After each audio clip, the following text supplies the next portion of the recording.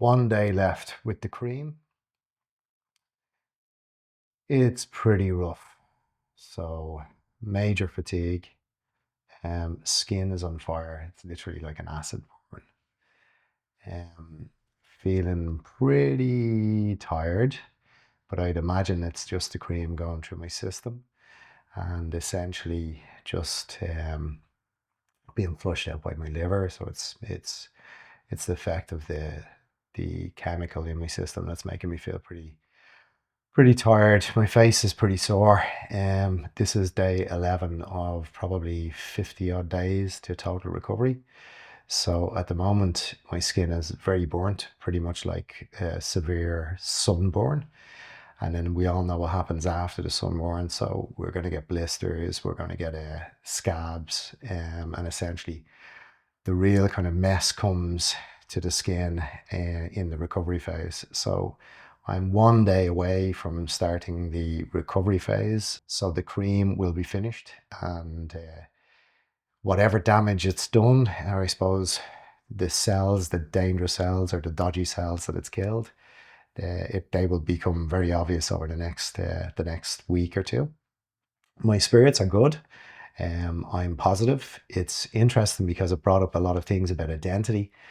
I generally wouldn't be very kind of, I suppose, worried about, walking into public places with my skin like this. But today I felt a little bit self-conscious. It is quite shocking. I think the reaction from the public is when they see it, they don't realize that obviously you're getting the treatment. They see it as a contagious disease. So you're kind of walking into public spaces and they're looking at you as if to say, what's going on there? Is that contagious? I don't want that happening to me. So you get that sense. Our face is our identity. Essentially, everywhere we go, we're recognized by our faces, but when your face changes dramatically, and especially when it looks like there's some sort of disease or some sort of illness that's taken over, it it can certainly kind of change you in subtle ways. It makes you think about your identity. It's been interesting for me. So as a psychotherapist, I'm looking at it and saying, well, what is that identity? What do I see myself as? When I look in the mirror, and now that I look in the mirror, I'm seeing something completely different. And I know this is only temporary, which is a relief. I can only imagine what this must be like for people who have permanent changes to their face and their physical appearance.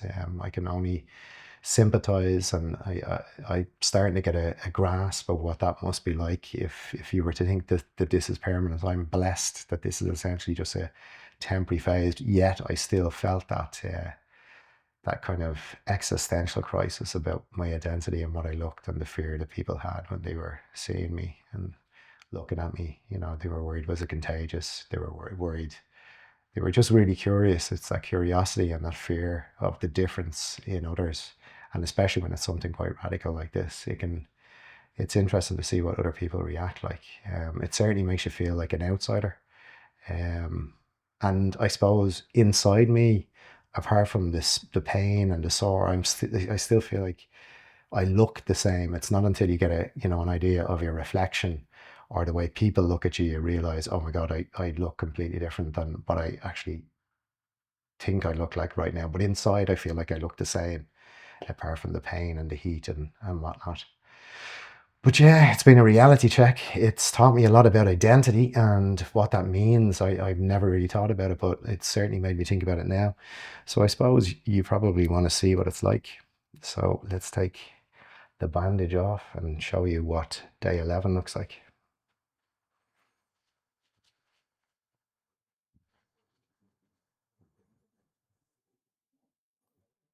So that's it. It's I can understand people being fearful when they see a face like this looking back at them. Um, if you didn't know exactly what's going on, which they don't, um, this could this could terrify you. So I completely get it.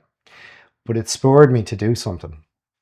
Obviously, this is called the Merchant of Doubt, and I believe that you should doubt everything and take nothing for granted. And there's only one thing that's insane, and that's certainty.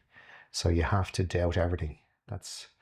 The more certain somebody is, the more insane they probably are. So I'm uncertain of everything, and I'm open-minded, and I want to learn new things, and I feel like that from a very young age.